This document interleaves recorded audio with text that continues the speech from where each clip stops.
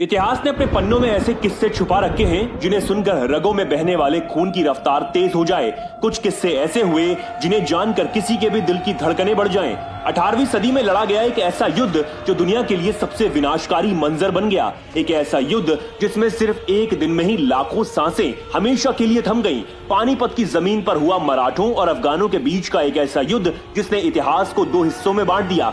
आज हम बात कर रहे हैं पानीपत के तीसरे युद्ध की, जिसे अफगानों और मराठों के बीच संघर्ष का अंतिम युद्ध कहा जाता है। 18वीं सदी की शुरुआत हो चुकी थी। औरंगजेब की मौत के बाद भारत की सरजमी पर 250 सालों से खड़ा मुगल साम्राज्य अब घुटनों पर आ चुका था और दूसरी तरफ मराठों का भगवा परचम बुलंदियों पर लहरा रहा था।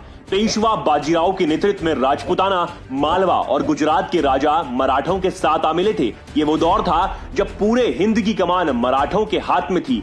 मराठाओं के लगातार आक्रमण ने मुगलों की हालत बद से बदतर कर दी थी। उत्तर भारत के हर उस हिस्से पर जहां मुगलों का शासन था, वहां अब मराठों ने अपना परचम लहराना शुरू कर दिया था। 1758 में पेशवा बाजीराव के पुत्र बालाजी बाजीराव ने पंजाब पर विजय प्राप्त कर ली थी, लेकिन वो जितने प्रसिद्ध हुए उनके उतने ही दुश्मन भी पैदा हो गए। अब धीरे धीरे मराठा अफगानों पर भी भारी पड़ने लगे, लेकिन इस बार उनका सीधा सामना अफगान के नवाब अहमद शाह अब्दाली से था। अफगान की सीमा पर भगवा झंडा लहरा रहा था, जिसे अब्दाली ने खुली चुनौती माना। 10 जनवरी 1760 को अहमद शाह अब्दाली ने मराठा सेनापति दत्ता जी की हत्या कर दिल्ली पर कब्जा कर लिया। मराठों की यह हार ही इस भीषण युद्ध का कारण बनी।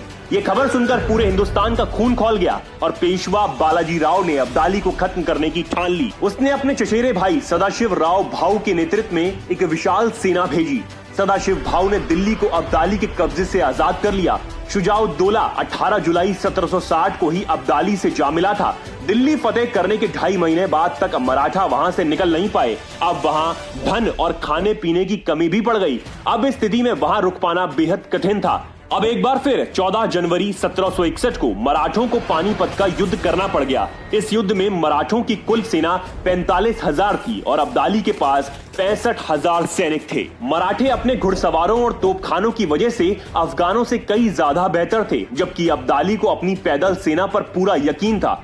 दोनों सेनाएं मकर संक्रांति के दिन आमने सामने आ चुकी थी। इस युद्ध में ऐसा तांडव हुआ कि किसी ने इसकी कल्पना भी नहीं की थी। आधा दिन बीतने तक अफगानों पर मराठे भारी पड़ रहे थे, क्योंकि तोपों ने दुश्मन सेना के शिविरों में तहलका मचा कर रख दिया था। लेकिन युद्ध के बीच में पेशवा के बेटे विश्वास राव को गोली लगी और वो शहीद हो गए। ये देखते ही भाऊ ने अपना मानसिक संतुलन खो दिया। वे गुस्से में हाथी से उतरे और घोड़े पर बैठकर दुश्मन सेना की तरफ बढ़ गए।